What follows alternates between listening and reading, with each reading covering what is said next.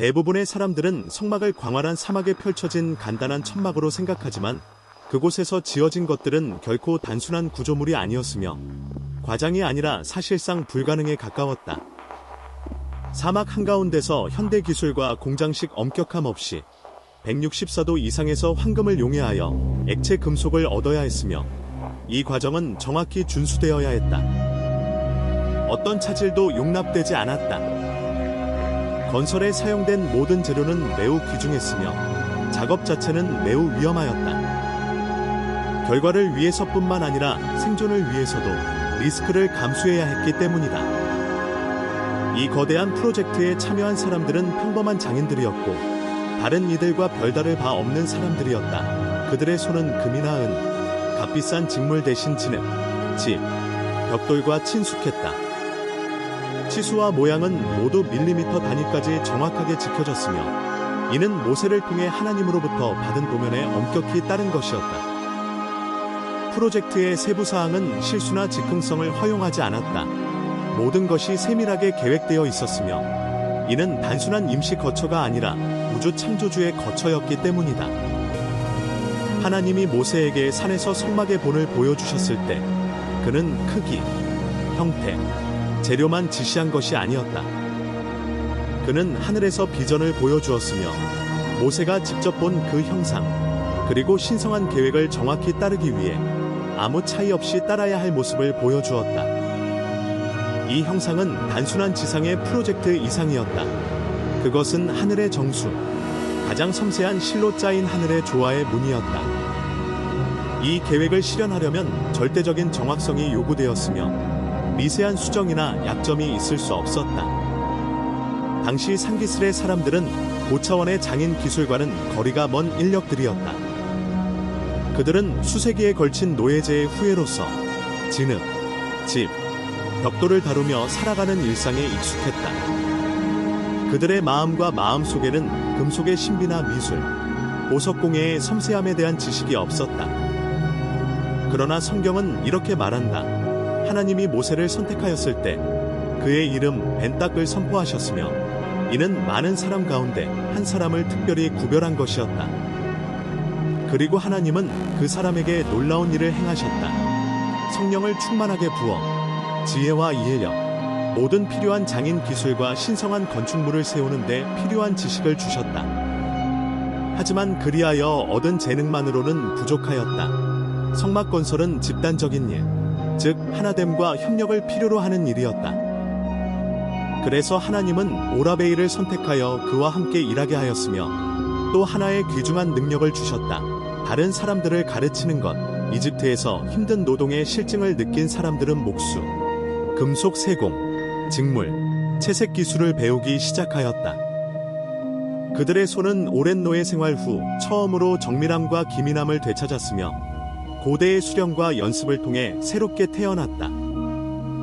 그들은 더 이상 노예가 아니었다. 그들은 하나님의 만남의 거처가 될 성소를 건축하는 건축가로 변하고 있었다. 그리고 앞으로 일어날 사건들은 가장 예상치 못한 환경에서도, 예를 들어 끝없는 사막에서도 하나님이 사람들을 기적과 역량을 뛰어넘는 위협으로 준비시킬 수 있음을 보여줄 것이다.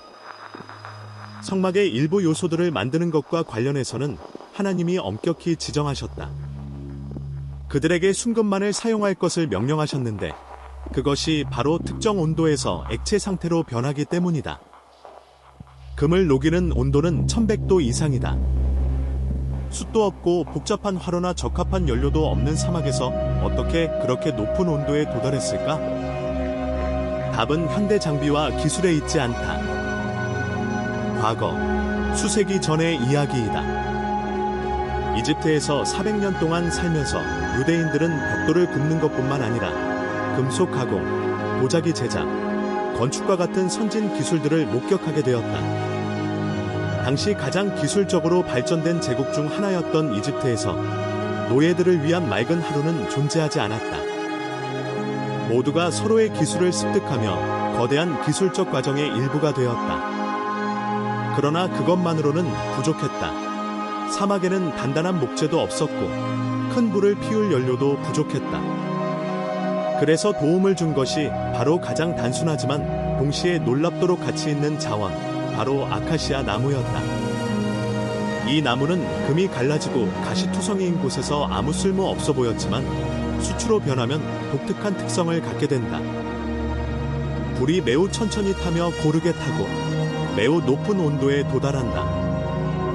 이것이 사막의 혹독한 조건에서도 사람들이 금을 녹이고 섬세한 작업을 하기에 필요한 불을 피울 수 있게 한 비결이었다. 따라서 그들의 노력, 지식, 힘이 결실을 맺으며 기대를 뛰어넘는 위대한 성취를 이루게 되었다.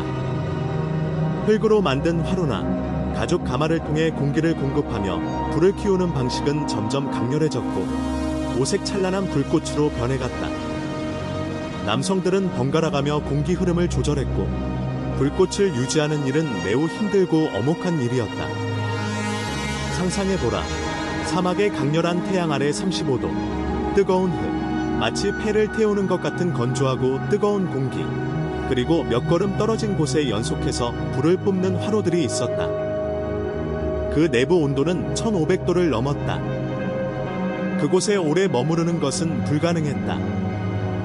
더위는 참을 수 없을 정도였고 도구들은 장갑이나 두꺼운 천으로 감싸서 화상과 손상 위험을 피해야 했다.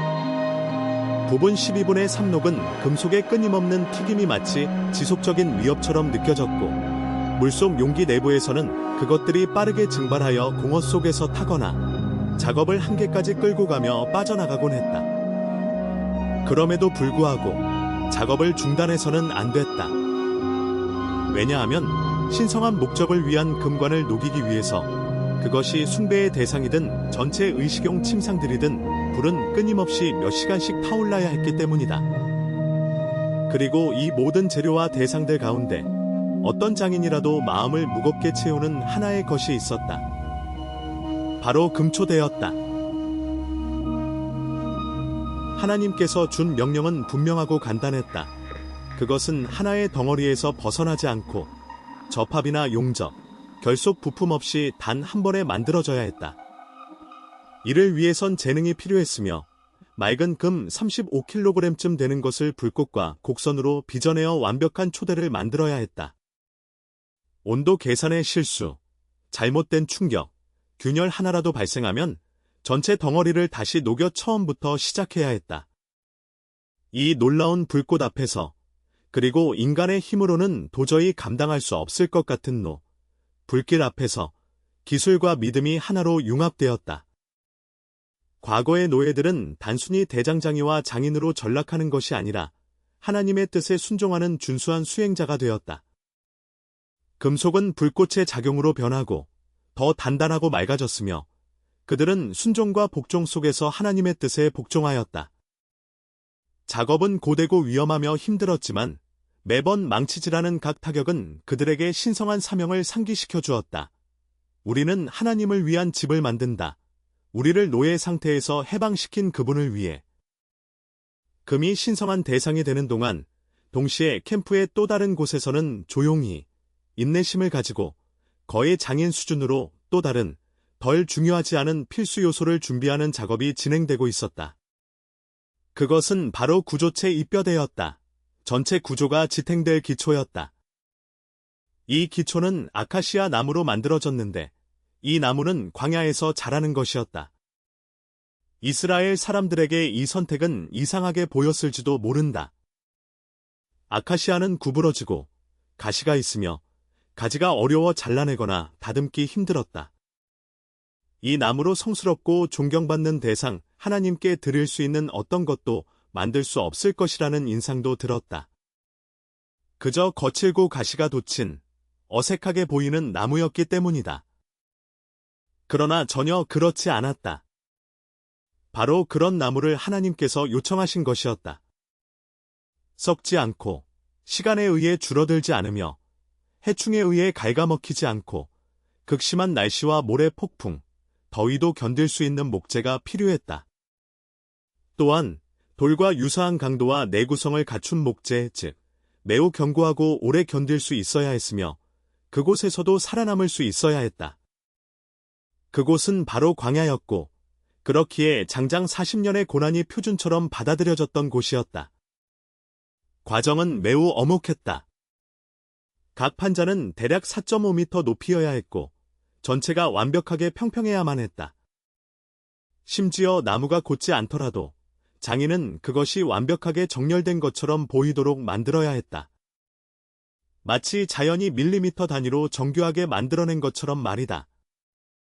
각 판자는 명확하고 정확한 치수를 가져야 했으며 어떤 오차도 허용되지 않고 측정의 타협이 없어야 했다.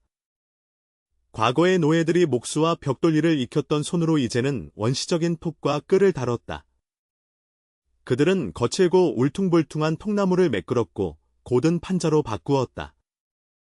이는 거의 예술에 가까운 작업이었지만 동시에 매우 육체적으로 힘들고 어려운 일이었다. 그들은 인내심과 정성을 가지고 각 판자를 쳤고 끊임없이 다듬었으며 정화하고 형성했다. 거친 목재에서 튀어나오는 두꺼운 조각과 가시로 인해 이미 구지멍이 들거나 거칠어졌던 손이 가끔씩 다쳤다. 이 작업을 끝내는데 적어도 며칠이 걸렸다. 하나의 판자가 완성되면 곧바로 다음 판작업에 들어갔다.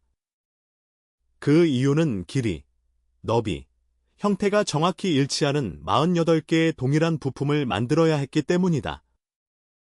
바로 여기서 이 이야기의 가장 놀라운 부분이 숨겨져 있었다.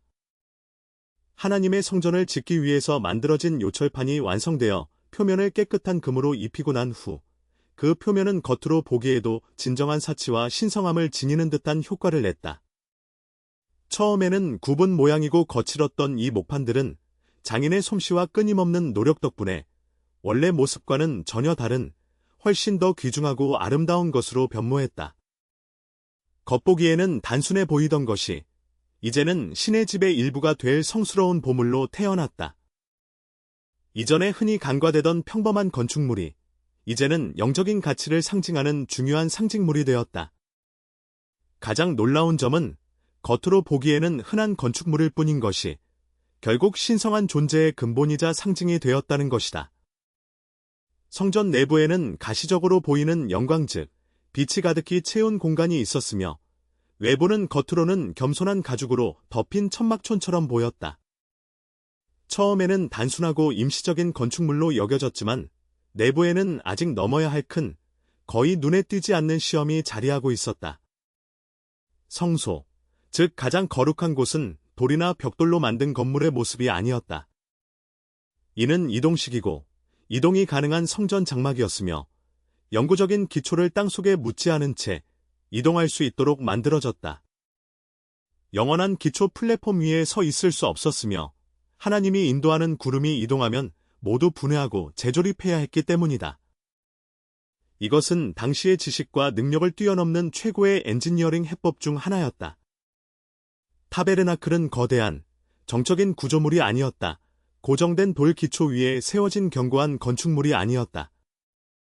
이것은 가볍고 이동이 쉬운 갑옷이었습니다.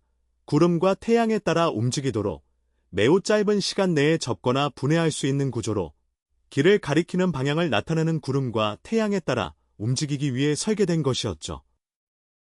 문제는 이렇게 거대한 것 수십 개의 거대한, 무거운, 금으로 덮인 판자를 어떻게 세우고 흔들리는 사막 모래 위에서도 수직과 안정성을 유지하게 하느냐 하는 것이었습니다. 그저 모래 위에 놓기만 해도 안 되었는데 왜냐하면 무게가 모래를 누르게 되고 판자들이 천천히 침하되거나 강한 바람이 불면 넘어지거나 미끄러질 위험이 있었기 때문입니다. 아무리 신중하게 설계했더라도 제대로 조직되지 않으면 구조물이 무너지거나 떨어질 수밖에 없었습니다. 그런데 바로 그때 간단하면서도 천재적인 해결책이 등장했고 아직도 엔지니어들의 상상력을 자극하고 있습니다. 하나님은 모세에게 일반적인 재료 대신은 은을 사용하도록 지혜를 주셨습니다. 특히 판자의 하부 고정용 받침대를 은으로 만들어야 한다는 것이었죠. 금으로 덮인 아카시아 목판 각각에는 하단에 2개의 특별한 홈이나 작은 정교하게 깎인 판넬 또는 고리처럼 생긴 구멍이 있었습니다. 이 구멍에는 은재 슐러 홈이 딱 맞게 들어가면서 지지 역할을 하는 일종의 받침대가 정확히 들어갔습니다. 이은 제 받침대들은 크기가 컸는데 각각 약 1텔란, 은 34kg 정도에 달하는 무게였습니다. 상상해보세요. 이 무게감 있는 받침대들이 사막 표면에 정성스럽게 배치되어 전체 성전을 지탱하고 안정시켰습니다. 이들은 바람과 모래의 이동에 견딜 수 있는 이동식 지지대 역할을 했으며 형태에 딱 맞게 가공되어 모든 연결 부위가 틈새 없이 밀착되어 있었습니다. 이러한 정밀한 결합은 전체 구조물의 무게를 고르게 분산시켜 쓰러지거나 흔들릴 위험을 제거했습니다. 가장 중요한 것은 전통적으로 건축물을 고정하는 모지나 나사 같은 것을 전혀 사용하지 않았다는 점입니다. 모두 무게와 힘, 그리고 부품 간의 정밀한 결합력에만 기초했는데 마치 모지나 정으로 조립된 거대한 조립자 같았습니다. 그러나 이것만으로는 충분하지 않았습니다. 이렇게 높고 견고한 벽을 세우기 위해선 추가적인 조치가 필요했죠. 하나님은 긴 가로대 이 역시 아카시아로 만들어지고 금으로 덮인 늘을 명령하셨습니다. 이 가로대는 벽이나 판자에 끼운 등을 통과하게 하여 구조 전체를 연결하는 역할을 했습니다. 이 긴 막대들은 양쪽 벽을 묶듯이 구조의 측면을 연결했으며 개별 요소들이 하나의 단단하고 견고한 조각품처럼 결합되도록 했습니다. 이 시스템은 현대식 모듈식 프레임이나 조립용 구조체와 유사한 것으로 이미 오래전에 알려진 기술이었죠. 가장 놀라운 점은 이러한 모든 부품들이 40년 동안 여러 차례 조립하고 해체하며 반복되었다는 사실입니다. 계속해서 조립하고, 분해하고, 싣고, 다시 들고, 끊임없이 반복되었습니다. 12개 중 6부분입니다. 비록 여러 번 분해하고 조립했음에도 불구하고 어느 연결 부위도 마모되지 않았으며 어느 부품도 교체하거나 재구성할 필요가 없었다. 구성은 오랜 세월 동안 흠잡을 데 없는 안정성과 형태를 유지했는데 이는 모든 부품이 하나님께서 직접 정한 엄격하고 정밀한 치수에 따라 제작되었기 때문이다. 그리고 이 일을 하는 장인들은 하나님의 영이 충만한 사람들이었다. 오랜 세월이 흐른 후 사람들이 이 성전에서 하나님의 영광을 다시 볼 때 그들은 처음 아이디어와 재료 준비부터 최종 조립에 이르기까지 모두가 하늘의 뜻에 따라 이루어졌음을 분명히 깨닫게 된다. 처음의 단계는 믿음이었다. 견고하고 신중하게 다듬어진 목재판들이 하나님께서 지시하신 대로 준비된 무거운 목재판들이 이 웅장한 건축물의 일부로 유지되고 지탱될 것이라고 믿었다. 그리고 그 기대는 모두가 완벽하게 실현되었음을 증명했고 어느 부품도 품질이나 강도 면에서 뒤처지지 않았다. 이렇게 정밀하게 조립된 모든 부품들은 오랜 세월 동안 지속될 것이라는 믿음을 가졌으며 그 믿음은 실제로 옳았던 것이다. 건축물은 세워졌고 이미 내부에는 한때를 기다리던 황금빛 골조, 앞으로의 성전이 될 기반이 자리 잡았다. 그러나 하나님은 단순히 벽과 강인한 빔들을 세우는 것만을 원하지 않으셨다. 그분은 성전 내부 장식이 단지 품격 있는 것에 머무르지 않고 방문하는 이의 시선을 사로잡아 하늘의 영역으로 안내할 만큼 경이롭기를 바라셨다. 그리고 바로 이 순간 가장 놀랍고 신비로운 부분이 드러난다. 내부를 아름답게 꾸미고 변모시킬 섬유들이다. 그러나 하나님은 이를 위해 평범하거나 흔한 천을 사용하라고 요구하지 않으셨다. 오히려 사람들에게 가장 복잡하고 귀중한 천을 선택하라는 과제를 주셨다. 이는 고대 문명이 알 수 있는 가장 정교하고 값진 직물이었다. 그것은 정교하게 짜인 린넨 천으로 천사와 같은 천상의 존재인 세라핌의 이미지를 수놓았으며 신성한 보호와 거룩함을 상징한다. 이 천들은 더 희귀하고 귀중한 색깔 파란색, 보라색, 붉은색으로 장식되어 있었으며 각각 특별한 의미와 상징을 지녔다. 모든 실은 손으로 염색되었으며 각 문양은 직조 과정을 통해 생명이 깃들기 전부터 세심히 고안되었다. 여기서 의문이 생긴다. 지중해 연안과 무역로에서 멀리 떨어진 광야 또는 그와 같은 드문 색깔들을 어떻게 구했을까? 답은 파란색과 보라색 염료를 얻기 위해 특별한 물질즙과 철기가스를 특수 해산물인 조개에서 채취했기 때문이다. 이 색소 방울들은 은보다 비쌌으며 그 값어치는 뛰어난 아름다움과 희귀성에서 나온 것이었다. 당시 시나이 반도에 있던 이 사람들은 이 귀중한 재료들을 모았으니 그것들은 이집트로부터 전리품으로 들여온 것으로 선물이나 도굴된 부유물이었다. 이집트인들이 6월절 밤에 재빨리 도망치기로 하면서 이들은 이집트인들이 떠난 후 유대인들이 떠나기를 애원하며 남겨둔 것들이었다. 이후 이 원료를 가지고 신의 뜻을 구현할 수 있는 천으로 바꾸어야 했습니다. 바로 이것이 바로 성경에서 모두 재능 있는 장인이라고 칭하는 마음을 가진 여성들이 하는 일이었습니다.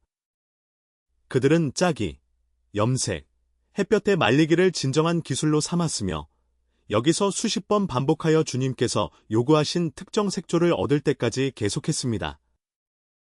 성경에서 회막이라고 불리는 성전 텐트의 내부 공간은 케루빔 그림으로 장식되었으며 이는 단순히 천 위에 자수된 것뿐만 아니라 천 속에 자연스럽게 통합된 것이었습니다.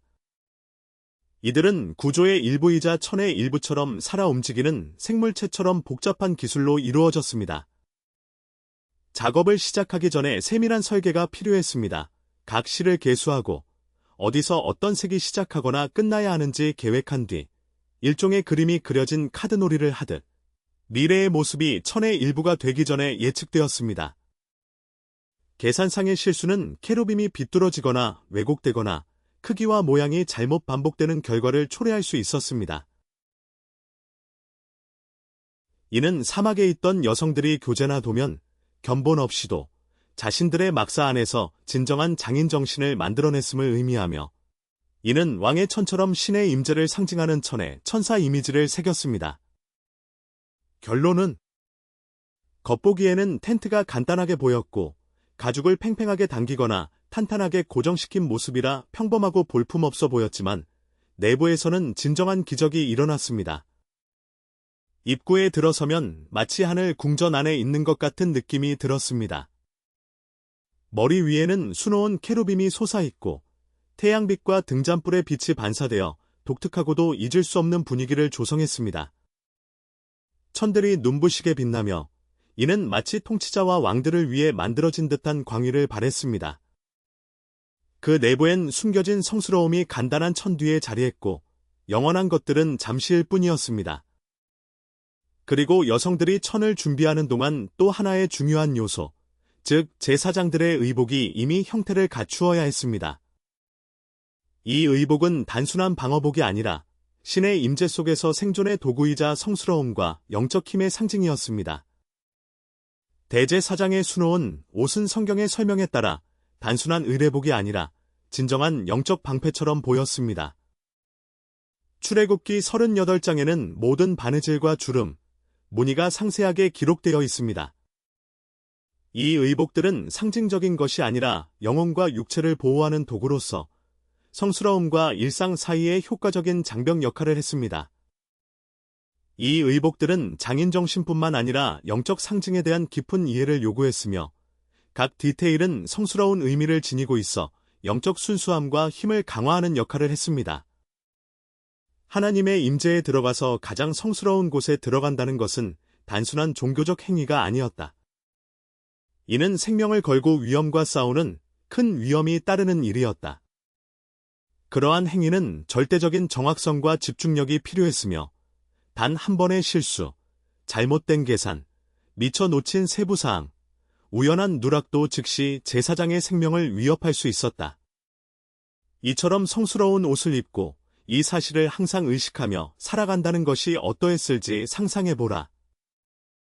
이 의복에서 가장 눈에 띄는 요소는 흉갑 또는 게페르타쉐트였으며 이는 심장 바로 위에 12개의 살아있는 보석으로 장식되어 있었다.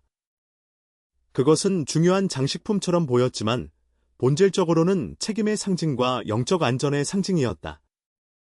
이 흉갑은 특별히 접어서 강화한 정사각형 천으로 만들어졌으며 그 안에 12개의 귀중한 돌들이 박혀 있었다. 이 돌들은 단순한 장식이나 미적 요소가 아니었다. 각각의 돌은 정성스럽게 다듬어지고 광택이 나게 연마되었으며 매우 중요한 점은 정밀한 조각과 깔끔한 마감으로 새겨졌다는 것이다. 각 돌에는 이스라엘 지파 이름이 새겨져 있었다. 고대에는 이러한 섬세한 작업을 위해 복잡한 공구 이수공 드릴, 연마용 가루, 뛰어난 장인정신이 필요했으며 이 모든 것이 가장 힘든 환경인 광야에서 이루어졌기 때문에 종종 필요한 재료를 찾기 어렵고 정확성을 유지하는 것이 매우 어려운 일이었다. 흉갑에는 순금으로 만든 고리들이 부착되어 있었다. 이 고리들은 흉갑을 옷의 다른 부분과 연결하는 역할을 하였다.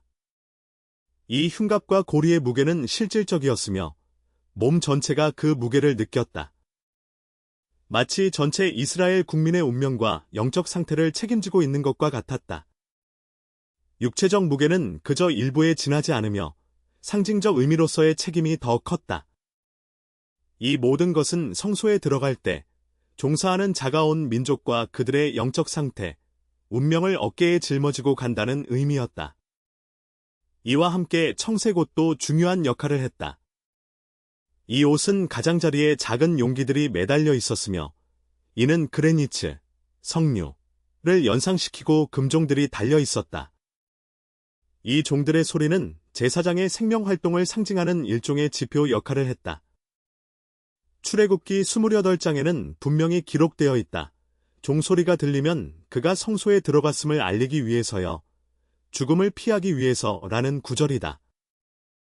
이 종들은 사실상 사역자의 생명을 기록하는 기록기였다. 이 종이 울릴 때마다 백성들은 그가 살아있고 움직이며 하나님의 임재가 그를 삼킨 것이 아님을 확인할 수 있었다.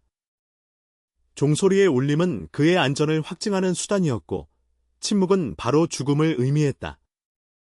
성경에는 명확히 기록되어 있지 않지만 많은 고대 학자들은 제사장의 허리 둘레에 가늘고 견고한 끈이나 사슬이 묶여 있었다고 믿는다. 만약 그가 의식을 잃거나 성소 안에서 사망했을 경우 다시 들어가지 않고 밖으로 끌어내기 위해서였다. 이것은 중요한 예방조치의 일환으로 종교인의 생명에 위협이 되는 상황에서는 내부에 방치하지 않는 것이 가능한 극단적인 조치였으며 누구도 그가 죽었다는 사실을 알지 못하게 하는 것이었습니다. 제사장은 이마에 매끈한 표면의 금판을 착용했는데 그 위에는 모세가 손으로 새긴 여호와께 성별된 것이라는 말이 새겨져 있었습니다. 이는 단순한 장식이 아니었으며 오히려 상기와 경고의 의미를 갖고 있었습니다.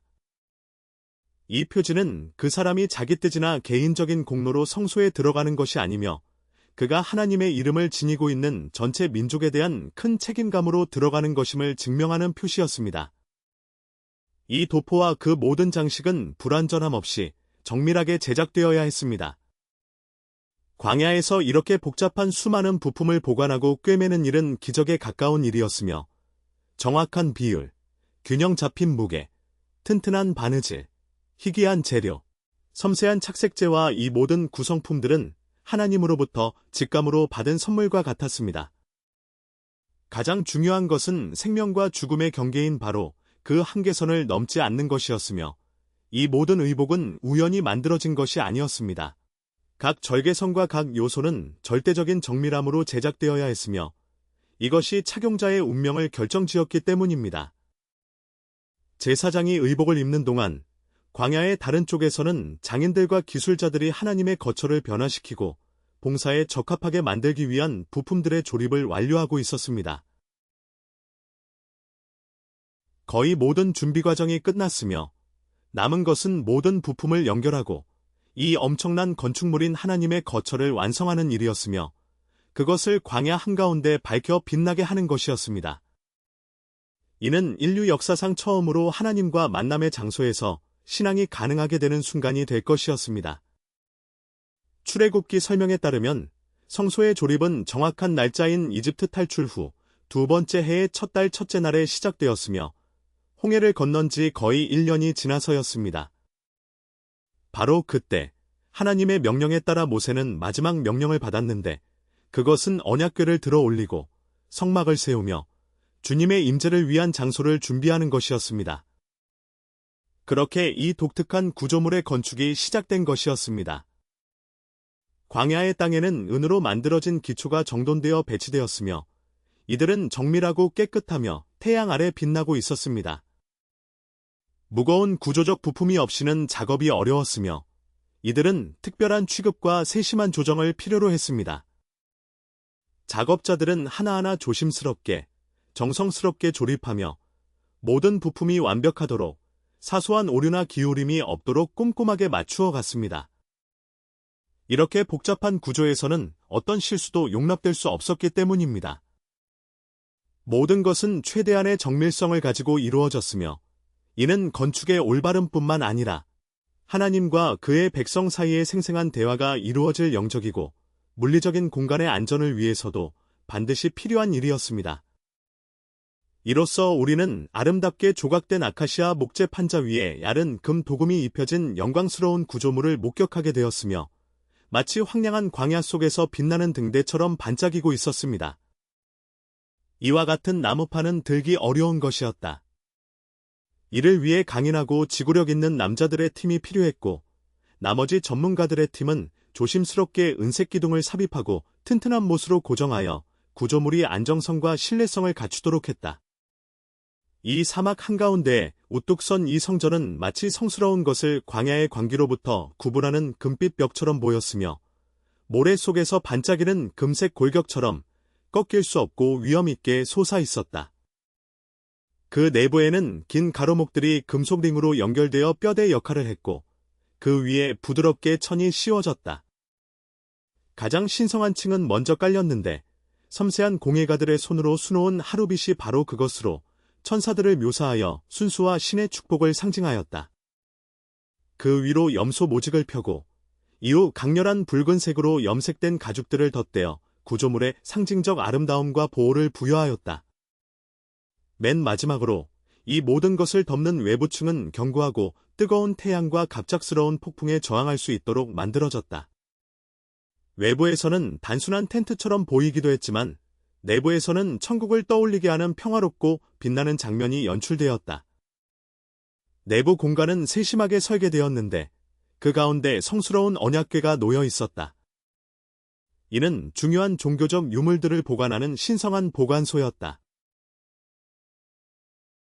그 위에는 일명 에이로맨이 안치되어 있었는데 이는 하나님의 현존을 상징하는 은혜의 장소였다. 그 앞에는 빛나는 성스러운 공간과 가장 거룩한 곳을 구분하는 장식을 한 장막이 걸려 있었다. 여기에는 제물의 빵을 놓는 제단이 있는데 그것은 바로 12지파를 상징하는 갓 구운 12개의 빵이 놓여 있었다. 7 촛불이 타오르는 등불은 정교하게 만들어진 금제 받침대를 밝히고 있었다. 중앙에는 향을 피우는 제단이 있었는데 이 향기들은 하늘로 향해 올라가며 하나님께 향하는 향이었다. 이 냄새들은 하나님에게 보여주기 위해 그리고 은혜를 구하기 위해 사용되었다. 외부 마당에는 희생 제물을 위한 청동 제단과 정화와 영적 충전을 위한 목욕탕이 마련되어 있었다. 모든 것이 준비되어 있었고 성전은 완성되었으며 모든 세부 사항이 제자리에 놓여 있었다. 그러나 하나의 질문, 가장 근본적인 질문은 남아 있었다. 하나님이 이 성스러운 것을 받아들이실까? 아니면 아니실까? 군중들은 주변에 모여 건축이 마무리되는 것을 지켜보았다. 사막에는 고요함이 내려앉았고 바람마저 잠잠한 것 같았다. 모세, 즉 메시아이자 예언자는 모든 요소를 꼼꼼히 살핀 후 텐트 밖으로 나와 산꼭대기에서 받은 하나님의 계시에 따라 모두 정확히 이루어졌음을 확인하고 나서 한 가지 기적이 일어났다. 성소 위로 부드럽게 농밀하고 구름처럼 짙은 연기가 내려앉기 시작했고 그것이 텐트 내부를 채우기 시작하였다.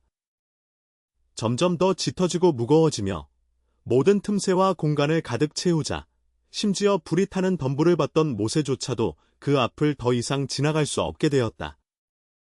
같은 모세는 하나님과 얼굴을 맞대고 이야기했던 사람이다. 그러나 그도 그 성스러운 구름을 뚫고 진입하지 못했다. 왜냐하면 그 안에는 생존하는 자의 영광이 거하고 있었기 때문이다. 그리고 그가 하나님의 영광의 광채가 주변을 가득 메우는 것을 보았는가? 더 이상 필요 없었다. 왜냐하면 주님의 영광 자체가 이 거처 안에 거하고 있었기 때문이다. 그러던 어느 순간 구름이 올라가자 이스라엘 백성은 일어나 계속 행진했다. 구름이 내려앉을 때마다 그들은 다시 텐트를 치고 성소를 재건하였다. 40년 동안 하나님의 임재는 백성을 보호하고 인도하며 모두에게 보이는 형태로 있었다. 빛은 이동했고 그 뒤를 따라 백성들도 갔다. 빛과 하나님 뜻의 명확한 표식을 따라 움직였다. 이 겸손해 보이는 텐트는 모든 사람에게 우주의 중심이 되었고 영적 등대이자 별이 되었다. 40년 동안 수없이 텐트를 짓고 해체하며 옮기고 재건하는 일이 반복되었다. 그들의 여정은 구름이 다시 하늘로 올라갈 때 시작되어 다시 내려앉아 제자리를 찾을 때 끝났다. 이렇게 이 이동식 성전은 백성의 심장, 그들의 삶에 하나님의 임재를 증거하는 가장 중요한 영적 표징이 되었다. 어디에 있든 이 어두운 텐트가 있던 곳은 곧 하나님이 거하는 곳으로 여겨졌으며 그 곳이 바로 인도와 희망의 근원이었다. 이 역사를 관통하는 교사의 실은 하나의 중요하고 놀라운 차이를 보여준다. 이 성전, 이 텐트는 결코 하나님이 머무는 영구적인 집이 아니었다. 그것은 일시적이고 움직일 수 있는 구조물로 나그네와 순례자를 위한 임시 거처로 만들어졌으며 본질적으로 백성과 함께 긴 여행을 하는 동안 그들을 안내하는 목적이었다. 이스라엘이 약속의 땅에 도달했을 때 성소는 실로에 옮겨졌고 수세기 동안 그곳에 머물렀다. 그러나 그때 새 문제가 발생했다. 돌집이 세워지고 발전하는 가운데도 하나님 자신은 여전히 이동식 텐트에 머물러 있었다. 이 사실은 그들을 무관심하게 하지 않았다. 다윗 왕과 일부 초대 왕들은 명확히 그리워했고 말하기를 나는 레바논 목재로 만든 집에 살고 있는데 하나님의 언약궤는 천과 천막에 있다고 했다. 이 열정적인 지도자인 다윗은 하나님을 위해 진정한 성전을 짓기로 결심했다. 영원한 영광과 찬양의 상징이 될 위대한 건축물. 하나님은 말씀하셨다. 아니라 그 약속은 내 아들에게 넘겨질 것이다. 이 대답은 지금 세워지고 있는 구조물이 단지 시작일 뿐이며 궁극적인 목표는 아니라는 점을 강조했다. 가장 중요한 것은 탑바레크 비록 일시적이고 이동할 수 있는 성소이지만 그것이 단순한 임시 성소 이상을 상징한다는 것이다. 광야를 방황하는 동안 만든 각 판자, 천, 치수는 훗날 건립될 솔로몬 성전을 향한 웅장한 건축을 암시한다. 중요한 것은 탑바레크가 이동 가능하여 언제 어디서든 옮기고 세울 수 있었다는 점이며 이는 하나님이 백성 가운데 임시로 머무르실 수 있게 하기 위한 일시적 피난처 역할을 했다는 의미이다. 그러나 영원한 꿈은 지속적이고 정지된 성전을 만드는 것에 있었다. 이 성전은 신성한 현존과 시간 속의 영속성을 상징하게 될 것이었다.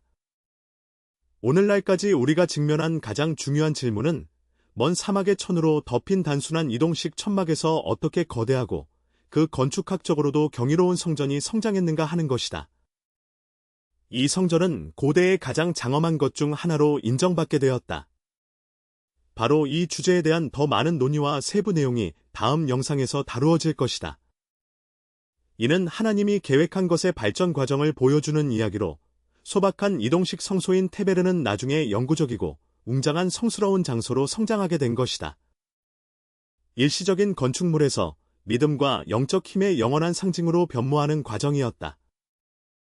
임시 피난처에 채워졌던 유물과 세부 사항들은 미래의 영광을 상기시키는 역할을 했으며 그 영광은 성전 건설을 통해 역사에 뿌리내리게 될 것이었다.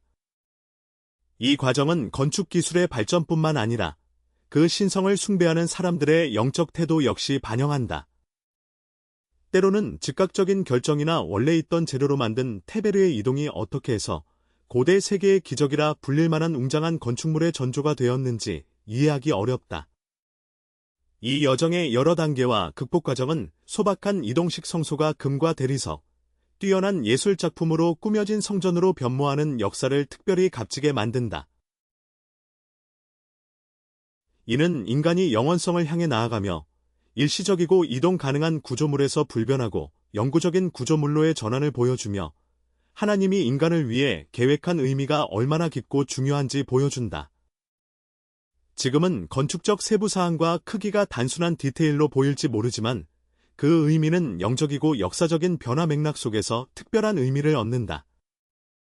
이 변모의 역사는 신앙과 꿈, 그리고 신성한 약속이 어떻게 우리의 기대를 뛰어넘는 현실로 실현될 수 있는지 상기시킨다. 천막과 성전 사이의 연결고리인 희망과 영원의 상징은 오늘날까지도 이어지고 있다.